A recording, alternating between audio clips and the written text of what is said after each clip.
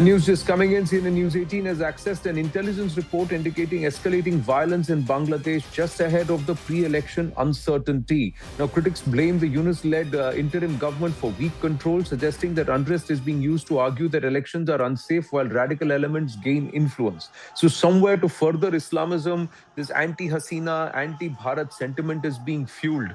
And the ISI right now is headquartered in Dhaka within the offices of Mohammed Yunus. So is it all being orchestrated by them? Is it being done deliberately to deny Bangladesh elections? And to ensure that this entire interim vyavastha, where the radicals operate from the shadows, continues. Akanksha joins us with more details. Yes, Akanksha. Right. So input shared by Manoj Gupta, Security Affairs Editor, Anand highlight that this is, of course, to create conditions to argue that elections are unsafe while radical elements gain more clout. There is, of course, much uncertainty surrounding the February election. Remember, it is on that very day that Bangladesh will also witness its July Charter referendum, which the critics of the Yunus regime believe will also be a direct ploy to bring the extremists back to power or the caliphate regime to take over. And as our honorable guest was also highlighting, you already have the BNP, the NCP, they are all radicals. So in Dhaka, the anti-India sentiment is being amplified, which is part of the larger game plan of Yunus. It also includes the armed forces, which, by the way, are quite notorious for their coups, their counter-coups, corruption charges. So will the army take over is also one possibility that cannot be denied. But in the intel report that we have, in fact, received is that the killing of youth protest leader Sharif Usman Hadi on 18th of December has, of course, worked as a catalyst. But as many from Bangladesh themselves will tell you, that it is also the hand of several hardliners, which is believed, but the blame is now being shifted to India. And right now, coordinated protests, as you can see, are taking place across Dhaka, Chattogram, Khulna, Rajshahi. They are turning violent rapidly. What's more shocking is that media houses have been burnt down.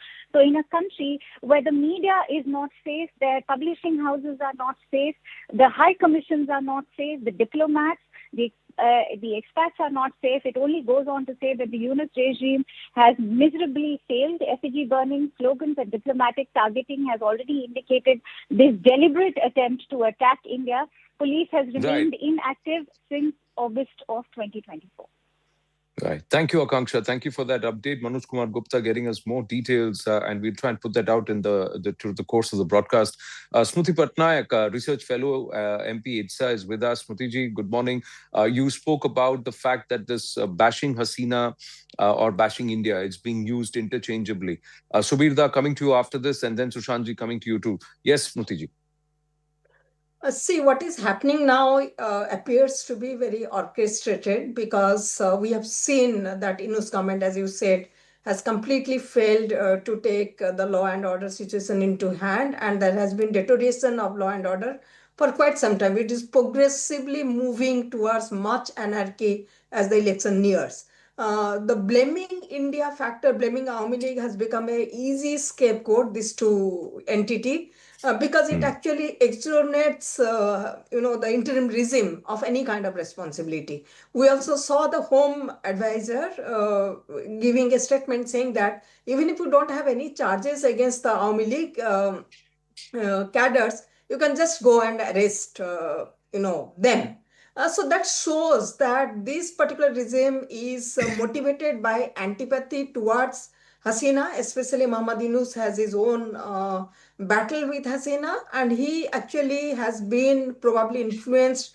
Probably he is very, very taken into the fact that the student leaders have supported him. The student leaders wanted him to be the interim regime. So he owes his position to those people who, in fact, were responsible for the removal of Hasina.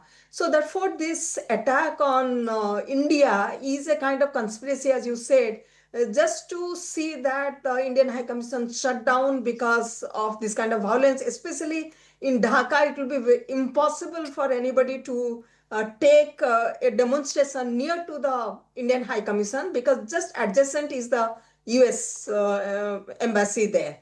So that becomes a kind of factor, but easy target, like for example Rasai and Kulna. Rasai again is a very stronghold of Jamaat. Chittagong again stronghold of Jamaat.